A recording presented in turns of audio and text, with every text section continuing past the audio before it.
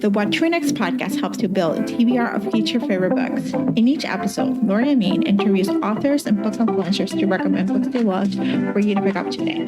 If you're an avid reader, always looking for your next great read, then the show. Hi, NM, also known as Nilika. Welcome to the What to Next podcast. Hi, Laura. How are you? I'm doing good. I'm so happy to chat with you. For those who are listeners, we actually met in person because we used to be neighbors back in the day. Yes, exactly. I'm so excited to be here. Thank you so much for inviting me. I'm so excited to have you here because I've heard about this book years ago and I've been looking forward to it. It's taken so long. So it's like the anticipation keeps building and then it's like, it's out there. So tell us a little bit about yourself. So I'm an architect by profession, just like the heroine. So I was like, let's not challenge yourself in a new profession while writing. So I'm an architect myself. I work in New York City in a building restoration company. So we work with preparing drawings and going to sites for inspections and then going through the repairs and restoration of the historic buildings. Yeah, I really love that. I love my job. And in my, free time or at nights, I write. I know. And you're also a romance reader. So what came first, the writing or the romance reading? Oh, for sure, romance reading. I read so many romance books over the years. I joined Instagram in 2016 and I just kept reading and reading for 2 to 3 years probably before I was like, maybe I should try writing. I have this story in my mind that I want to read myself, but I'm not, finding many Indian characters and Indian families in the books that I read. So I was like, let me just write what I'm thinking. And yeah, it just happened. I'm like, wow, I can write. I can actually write the whole book. So I was like, let's do this. So what was the process of writing the book? Because I'm assuming you were working, you were having, a bigger life outside of it, reading books and all this stuff, but writing a book while undergoing this, because this happened before the pandemic. So it's like, we cannot blame it that we were just at home poor. You wrote this before the pandemic. So yeah, I sure did. So what was the process of writing it? Yeah. Yeah, so the thing is, it was a little hard because I never knew that I could write or maybe I wanted to write. But every time I read the book, I was like, what would I do differently? And what would I do if it were my character? So I talked to 2 of my Bookstagram friends at that time. And I'm like, I have this story in my mind. I would like to put together some things myself, just type it out. Would you read it? And they're like, sure, send us over. And I wrote I would say 10, 15 pages of just the whole sort of story concept of what I'm thinking, what the dialogues would be like. And they really found it interesting. And one of the friends was like, why don't you make an Excel sheet and just tell the whole story to yourself? It would sort of give you a structure. And I'm like, okay, that's a great idea. Let's do that because it would take forever to finish the story otherwise.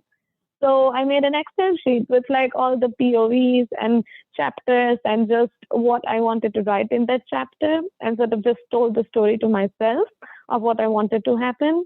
And I gave them the Excel sheet and they're like, yes, you write the story, we'll read it. And then I just kept writing chapter by chapter. I would give them 4 chapters each just to read it, Wattpad. And they would just encourage me and be like, okay, yeah, we like it. And I guess just chapter by chapter, I sort of, finished it over 8 or so months because I barely had an hour to write each night because with the commute in New York City, I was spending 12 hours just working and commuting. And I'm like, I don't have that much time. And I would just spend an hour or so every day just typing out the words and just getting the story done. That's amazing. Yeah. I hope that that's an inspiration for people who are thinking I should write a book. And it's I don't have time, but if you're passionate about it, you'll make the time about it. And it doesn't have to take, yes, it may take longer, but even if it's just half an hour, you those stolen moments. You can get exactly. It's I feel everybody can write it. It's just about just putting it in the pages. We have all these ideas, but we just is that even if you just tell yourself, just write 5 words today, I bet you would at least write 50. And if you do that every day, like just the goal should be just to write. Open that document and just write. Even if just sitting there for 15 minutes, I bet you like just in like few weeks you would just reach a point where you're writing like at least 200, 500 words. And in like a year you'll have a book. Yeah. I love this. It's doable. Like if I can do it, I believe everybody can at least write it. Yeah. Yes, I love it. Okay, so let's talk about the book. Tell us the elevator pitch. Like we got to talk about what people are looking for. Now they want to know what is the final product. So tell us the elevator pitch. What is it all about?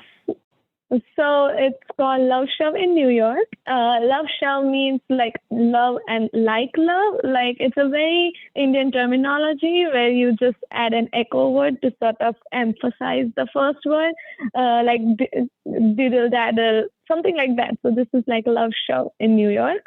And it's an opposites attract interracial romance where the heroine is an Indian immigrant who comes to New York City to make a life for herself. She's like, I want to do something and something on my own, and I stand up on my own feet. And she convinces her family with the condition that she won't distract herself and not fall for like an American guy or anybody who isn't like an Indian man.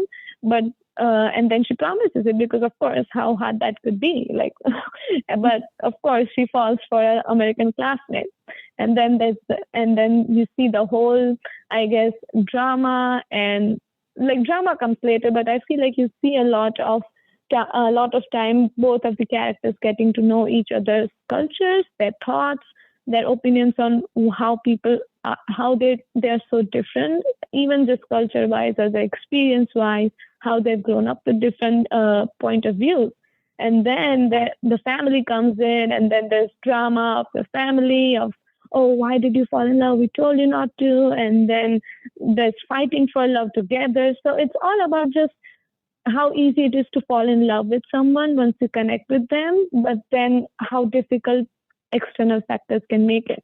Like when people are in doubt of your relationship, how it could impact your own relationship and how you stand together. It doesn't have a third breakup act. I would say that it's like, I hate when people break up without needing to break up. I just hate just that third act conflict. I'm like, these people have enough conflict of their own. They're not going to break up like that. They're better than that. Thank you for the promise that we won't get the third act breakup. You would not get it. It's like they have enough things to deal on their own in their book. I'm like, these two need to stand together. Doesn't work otherwise. I love this. Yeah, I love when a book doesn't have a third act breakup. I'm like, okay, thank you. Because a lot of times it's a miscommunication. People can communicate.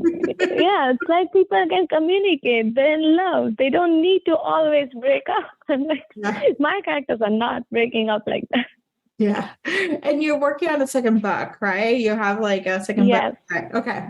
Tell us, like, give us a sneak peek, like, what's the process of writing a second book now that you have like this one done and you're like, it's out in the world, and now you're like, oh my gosh, your fans are like, we need another one.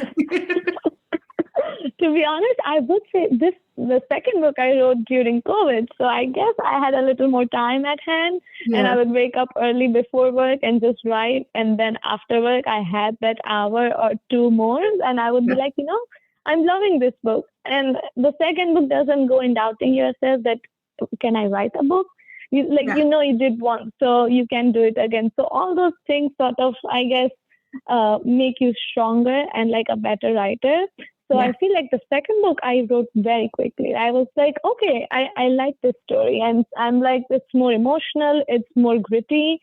It's slightly darker than my first book. My first book is more of, I would say, lighthearted, get to know me kind of a book. But the second book, the female character has been through some really tough shit in her life. So she's like very much in grief and overcoming herself, trying to make ends meet with her family. So this is also like an interracial romance, but it's more based in India than in New York. So yes, it's like I love it. It's like I want to write my country, and I want to see Yeah. them represented. So this book is majorly, I would say, based in Indian village. And our heroine is a teacher, and she has a little brother and mother that she's supporting. Like she's the sole provider of the family. And in comes our hero. He's an architect who you meet in book one, and he comes and lives with them as a paying guest because he's doing a research and thesis of his architecture school in that village.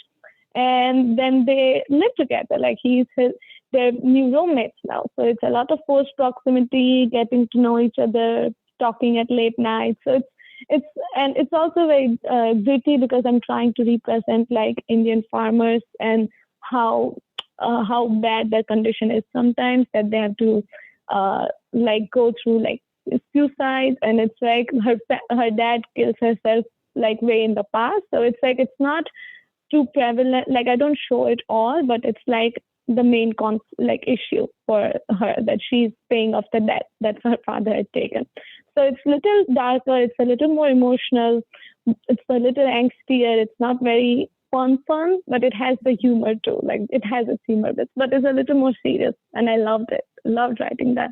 Oh my gosh, I love this. I love you added some A's. Yeah. I did. This one, it's so sad, and sometimes it's so sad and it's so emotional, but then it has its lighter moments because we have a kid in the book, and it's like fun. You have an American and foreigner, so the interactions are really cute. So yeah, I'm very, very excited to share that book. I love this. All right. So we got to talk recommendations. We got to talk. You are my go-to recommender, especially for KU books. So I love your reels. I love the fact you give us like, 4 or 5 recommendations based on reels. And it used to be like just in general posts, but now it's like you are good at it. So tell us the books you recommend our listeners to pick up. Okay, so I'm going to totally cheat a little bit and not recommend a book, but a series, because I just cannot choose one book in those series. Yeah. So my first recommendation is Knitting in the City series by Penny Reid. Like a lot of people have read her Winston Brothers series, but I really love the Knitting in the City series. It's like complete opposite in terms of the setting for Penny Reid. It's like all based in the city. There's great female friendships, and like they have knitting club, and they all talk about like great things, and each of them has such a great profession, and it's just great friendships. And the men are so great in that. They're not all just like, they're so emotionally available, most of them. They just care for their heroine, they love them, and it's just perfect. I feel like Knitting in the City in this series, Penny Reid has just sort of done such a good job at each and every character. You can't just not love them. Like it's perfect. Always recommend it. Oh my gosh, I love this. All right. So the more series that I guess recommend is, of course, in paranormal. It's like Juliet Cross, the Estelle series. I know it's getting so much love these days, but I still feel like it's not enough. More people still need to read this series. Like it's just the perfect, like if you want werewolves, vampires, witches, it's Grim Reapers, it's all there, and it's like in perfect proportion, that it's like the world building is not, I guess, overwhelming, and it doesn't feel too crowded with so many different types of paranormal characters, but it just feels right. It feels more romantic and romance and lighthearted, and not heavy urban fantasy. It's like a perfect balance. It's very steamy too, but I highly recommend it. Yeah, the Sage File series is like chef's kiss. It's so fun. It's like a good introductory to paranormal. Like if you haven't given to it, you're like, this is like a rom-com-y paranormal, like just happens to be paranormal characters, but it's like a contemporary setting. So exactly, yeah, exactly. It's just city. It's not like it's very modern and very contemporary. It's like just a sprinkle of paranormal, but also like enough to keep paranormal people happy too. Yeah. And also, don't forget Addicted series. It's where our relationship began, Laura. The Addicted series. Yes. So I would always recommend that. We do have an episode for those listeners, and I'll link it in. We have an episode with Addicted series, and I have to tell you, Krista and Becca Ritchie are coming to the show after 5 years of having the show. Wow. So it's like we've all been waiting for different things, and everything is just finally coming true for us in Finally coming 2023. to. Finally coming to. I Which is asked just them. awesome. I invited them back in 2018, and for scheduling reasons, it didn't work out. And then Yeah. we did the episode in 2020. That episode is still growing. People are still discovering the series, and so Yeah. her publisher. I worked with her publisher for some time, and they finally were able to. They finally said, "You're available for interviews," and I was like, "Oh my gosh, they need to come." So Finally, it's like it's been years though. yeah, so they're coming to the show. It'll air sometime soon. So, but I'll post it there once it airs. But yes, it's like full For circle. sure. I've been dying to hear them talk. It's been so long that they've been active. So I'm like very excited for you. Like it would be fun to just hear them talk and just how they've been growing because the Addicted series wasn't as popular when we talked last time. But right now, look at it. It's like growing and just growing, which is amazing for them. It was popular in 2016 when it came out. Like the books came out in 2014 to 2016, and like we read it around the same time, and we've been talking about the series for that long. And then in 2020, I was like, we should talk about the Addicted series, and like because it was like a lot of the other books, like they had this spin-off series and all these different things and were popular, but like I don't know what happened. I think TikTok discover old books and they just like run with it, and people discover I think they did the same for Archer's Voice too. Like Archer's Voice was really popular when it came out, and it was like I read it so long ago. I think even before I joined Bookstagram, it was just that long ago. And now I'm seeing like the whole book talk and those cute book annotations people do. It's like, it's so fun. I'm like, look at it. Like, it gives me hope because I'm like, okay, if people are not picking up my book right now, maybe in the future, 10 years down the line, people would be like, this book is the deal. You just never know. I think that's like one thing about publishing, like publishing in 2022, and this is something I may look at exploring later on, is it's how different the landscape is than it was like 4 years ago, 2 years ago, 6 years ago. Like 7 years ago. It's so different. Like things just keep changing so fast. Like to be honest, if it weren't for TikTok, there's so many authors and books that wouldn't have gotten the same attention like that it deserves, which is amazing. But I guess there's also this like I would say negative side to it. Like there's just 10 books that would just get so popular, and then it's like a very conflicting thing going on in book talk where some people where people just want books where the characters are like, where the heroes especially they want heroes who say good girl and crawl for me and just really alpha things like that. But then they want heroes which are like the sweetest guys, and then they call really like a book with one steamy scene as like the spiciest book they've read. And I'm like, what do you want? I'm like, what are you doing and what do you want? I just don't understand. And I'm like, do not focus on that when you're writing something. You never know what's going to happen and what people are going to like. You just never know what the trends look like, because you don't know what the trends look like. Like it really wasn't what it used to be, like alpha heroes, strong alpha heroes, and we moved to cinnamon roll heroes, and we moved to kind of like a little bit of both, or we like it's very much a touch her and you die type of heroes. Right now it's all about touch her and you die, my wife, and it's just so many. We like killers now. We like killers. We like mafia, and like people were like shoot people and have jealous and like but then there's cinnamon roll to themselves to the heroine. Yeah, exactly. And like, how are you like? I feel so bad for the authors because they just have to constantly write books for the trend before the trend just goes away. And I'm like, it's admirable that some authors are able to do that. But I'm like, I don't think I can. My heroes would never say things like that. They're sweet. They would never be like, they wouldn't say crawl for me ever. Yeah, so we'll see. So Nilika, tell us where we can find you online. So you can find me at Liber Lady. It's LIBER_LAD. You can also type my author name, which is N. Patel, and you will still find me. So keep that in mind. Awesome. And your books are available on Kindle Unlimited.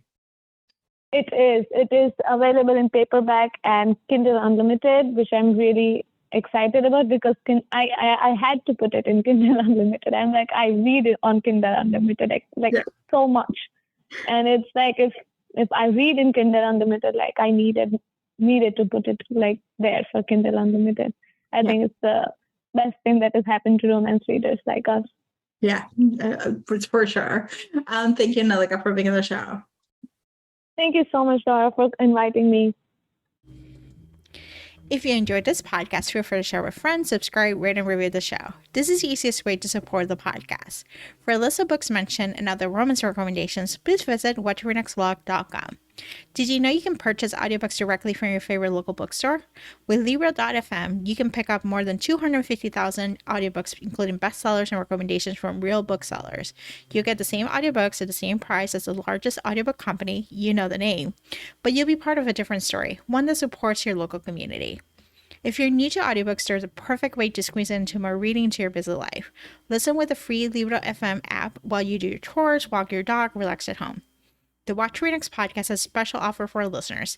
Get 2 audiobooks on Libro FM for the price of 1 with your first month of membership. Use code What to Read Next. This offer is only valid for new members in Canada and the US. Thank you so much for listening and have a great day.